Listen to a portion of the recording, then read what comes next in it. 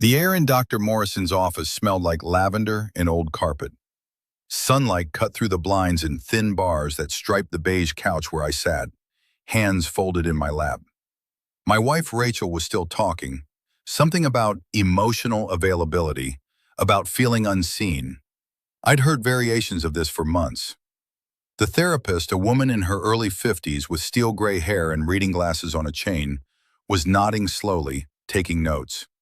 Then Rachel said it. "He's the problem. He's always been the problem." Her voice didn't waver. She wasn't angry. She said it the way you'd mention the weather. Dr. Morrison stopped writing. She looked at Rachel for a long moment, then at me. "Mr. Brennan," she said quietly, "how does that land for you?" I didn't shout. I didn't defend myself. My chest felt hollow, like someone had scooped out everything inside and left just the shell. "I hear her," I said. Dr. Morrison nodded. Then she did something I didn't expect. She turned back to Rachel and said, "May I see your phone?" Rachel blinked. "What?" "Your phone. May I see it?" The room went very still. Rachel had no idea what she just set in motion. "My name is David Brennan. I'm 52 years old. For the last 19 years, I'd been married to Rachel. And for 23 years before that, I'd worked in compliance management for a mid-sized pharmaceutical distributor. My job was about details, audits, protocols, making sure things added up. I wasn't flashy. I didn't close deals or give speeches. I made sure the machinery ran clean. Our marriage had been the same way, stable on the surface. We had routines, Saturday groceries, Sunday mornings with coffee, and the newspaper spread across the kitchen table. We didn't fight much. Rachel handled the social calendar. I handled the finances, the house repairs, the quiet logistics of a shared life. But somewhere along the way, the marriage had become a script we were reading, not a life we were living. Small things started to add up. I'd suggest a restaurant and she'd sigh, say she'd already made reservations somewhere else. I'd mention something from work and she'd check her phone mid-sentence. When her sister visited, they'd laugh about things I wasn't part of, inside jokes that made me feel like furniture. Once I'd brought home flowers, no occasion, just because. She'd put them in water without looking at me and said, "You didn't need to do that." Not "thank you, you didn't need to." I let it go. I let a lot go. That was my flaw, I suppose. I thought silence was patience. I thought accommodation was love. We've been in couples therapy for 11 weeks. It was Rachel's idea, though she framed it as something we both needed. "For us," she'd said. But every session felt like a prosecution. I didn't listen enough. I didn't prioritize her needs. I'd become emotionally unavailable, withdrawn, checked out.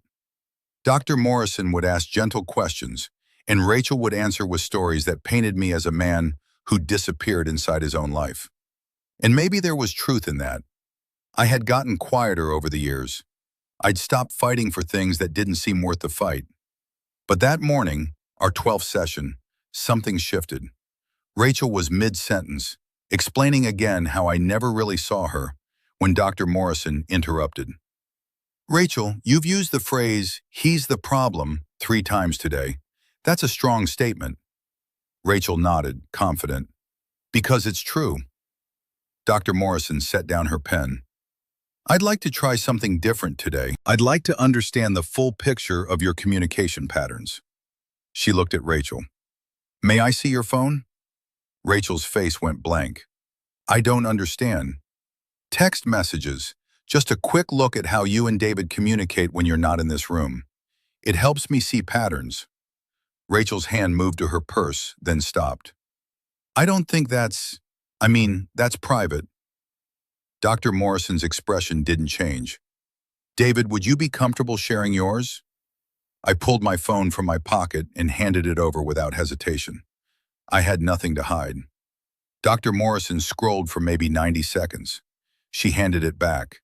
Then she looked at Rachel again. "Your turn." Rachel's jaw tightened. She laughed, but it sounded wrong. "This feels invasive." "It's voluntary," Dr. Morrison said. "But if communication is the issue, I need to see communication."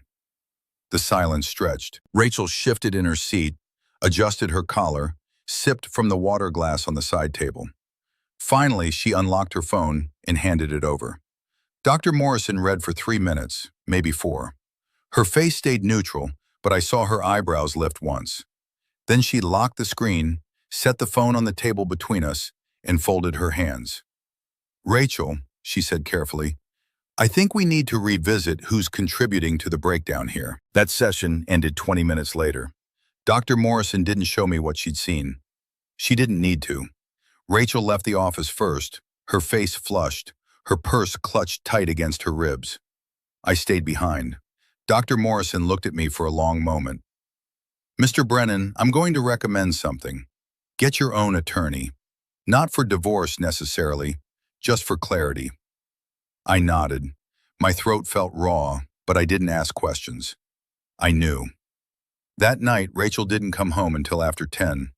When she did, she went straight to the bedroom and closed the door. I sat in the kitchen under the fluorescent light and thought about everything I hadn't let myself see. The way she angled her phone away when I walked into a room. The sudden girls' weekends that started 8 months ago. The credit card statement I'd found last spring with charges from a hotel 30 minutes from our house on a Tuesday afternoon. I'd asked about it. She'd said it was a work event. I'd believed her because I wanted to. That was the moment something inside me went quiet. I didn't sleep much that night. Instead, I went into the home office and opened the filing cabinet where I kept our financial records. I pulled bank statements, credit card bills, tax returns from the last 3 years. I made a folder on my laptop labeled Household Records and started scanning everything. I wasn't frantic. I wasn't angry. I was focused. Around 2 in the morning, I opened our cell phone account online and requested an itemized log of text and call records for the past 6 months. It took 4 minutes to download. I didn't read it that night. I saved it to the folder and closed the laptop. Then I sat in the dark and listened to the hum of the refrigerator in the next room. At 7 the next morning, I called an attorney a colleague had recommended 2 years earlier during his own divorce. Her name was Ellen Travers. I'd never forgotten it. She answered on the 3rd ring. "This is Ellen." "Miss Travers, my name is David Brennan. I need a consultation." "When?" "Today, if possible." She paused. I heard keys clicking. 4:30, bring everything. I worked from home that day. Rachel left early, said she had errands. I didn't ask where. At 4:30, I walked into Ellen Travers' office with a leather folder containing printed bank records, the phone logs, and a timeline I'd written in a small notebook. Ellen was younger than I expected, maybe 40, with sharp eyes and a handshake that felt like a contract. She gestured to a chair. I sat. She read through everything without speaking. When she looked up, her expression was calm but direct. "How long have you known?" 12 hours, I said. "Suspected?" I exhaled. 6 months, maybe longer. She nodded. "Here's what I see. Joint accounts, significant unexplained withdrawals, a pattern of communication with one number that isn't saved under a name in her contacts, hotel charges, cash advances." She tapped the call log. "This number appears 143 times in 3 months. I didn't say anything. She leaned forward. "David, you have options. But if you want to protect yourself financially and legally, we need to move carefully and quietly. Do you understand what I'm saying?" "Yes." "Good. Don't confront her yet. Don't tip your hand. Let me do some work first." Over the next 2 weeks, Rachel started to unravel. She'd come home late, then early, then not at all some nights. She'd say she was staying at her sister's. I didn't argue. I'd learned that silence wasn't surrender, it was strategy. Ellen moved fast. She filed a motion to freeze our joint accounts pending financial discovery. She subpoenaed phone records. She hired a forensic accountant who found that Rachel had opened a separate credit card in her own name and racked up $18,000 in charges I'd never seen. Dinners, hotels, jewelry I'd never seen her wear. When the bank alert hit her phone, "Joint account access restricted," she called me 7 times in 10 minutes. I didn't answer. I was in a meeting with Ellen, reviewing the draft petition. My phone buzzed on the table. Ellen glanced at it. Let it go to voicemail. It did. Rachel left a message. Her voice was tight, shaking. David, what the hell is going on? The bank says I can't access our account. Call me. Now. I checked the time. It was 2:47 in the afternoon. Ellen slid a document across the desk. Sign here if you want to proceed. I signed. The calls kept coming. Rachel, her sister, her mother. A number I didn't recognize that turned out to be him, the man from the phone log. He left a voicemail asking me to be reasonable and not make this harder than it has to be. I saved it. I forwarded it to Ellen. She called me an hour later. David, this is good for us. He's establishing a relationship on record. Keep everything. Don't delete anything. I didn't plan to. 3 days later, Rachel showed up at the house while I was making dinner. She didn't knock. She still had her key. She walked into the kitchen and stood across from me, arms crossed. You froze me out of our money. I kept chopping vegetables. I protected our assets pending a legal review. Legal review? David, what are you doing? I set down the knife and looked at her. I'm doing what I should have done 6 months ago. Her face flushed. This is insane. You can't just... I can. I did. She stared at me. For the first time in years, I saw something like fear in her eyes. We can fix this, she said quietly. We can go back to therapy. We can work it out. I wiped my hands on a towel. Rachel, I saw the phone records. I saw the hotel charges. I know about Marcus. Her breath hitched. She opened her mouth, closed it. It's not what you think. Then what is it? She didn't answer. I picked up my phone and played the voicemail Marcus had left.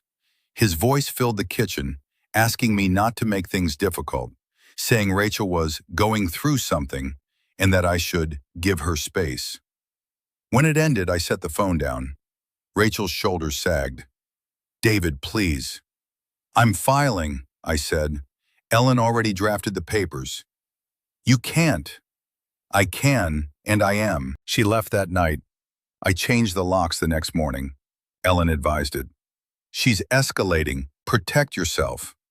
The divorce moved faster than I expected. Rachel hired an attorney who tried to paint me as controlling, as financially abusive. But the evidence didn't support it. The phone records, the credit card statements, the hotel receipts, the forensic accountant's report showing she diverted nearly $40,000 over 18 months. In the settlement conference, Rachel's attorney tried to argue for spousal support. Ellen placed a folder on the table and slid it across. Discovery, she said. Rachel's attorney opened it. I watched her face change. She leaned over and whispered something to Rachel. Rachel's hands were shaking. Ellen didn't raise her voice. Your client engaged in an extramarital relationship, diverted marital funds, and made repeated false statements under oath. If we go to trial, this becomes public record. I'm offering a clean split. No support either way. She walks with what's hers. He keeps what's his. Rachel's attorney closed the folder. We need a recess. Ellen nodded. Take your time. They came back 20 minutes later. Rachel looked smaller somehow, like the air had gone out of her. Her attorney spoke quietly. We'll accept the terms. Ellen didn't smile. Good. We signed the papers that afternoon. Rachel didn't look at me. When it was done, she stood and walked out of the conference room without a word. Her attorney followed. I stayed seated. Ellen gathered her files. You did the right thing, David. I nodded, but I didn't feel triumphant. I felt clean. That night, I sat in the house, my house now, and listened to the rain hit the windows. The rooms felt bigger without her things in them. I made coffee and stood at the kitchen counter, watching the steam rise. I thought about the moment in Dr. Morrison's office when Rachel handed over her phone. The way her hand had hesitated. The way she'd known, even then, what it would reveal. I thought about all the small dismissals, the subtle erosions, the years I'd spent believing that quiet endurance was the same as love. I'd been wrong. But I wasn't angry. I was settled. Silence isn't surrender. Sometimes it's preparation. I saw Rachel once more, 3 months later, at a coffee shop near the courthouse. She was with Marcus. He had his hand on her back. She looked tired. When she saw me, she stopped.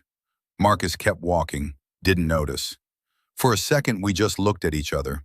Then she said quietly, "I didn't mean for it to go this way." I believed her. Not because I thought she was sorry, but because I didn't think she'd planned any of it. She just let herself drift, the same way I had. The difference was, I'd woken up. "I know," I said. She nodded, turned, walked away. I finished my coffee and left. I didn't look back. If you had been in my place, would you have fought harder in that therapist's office?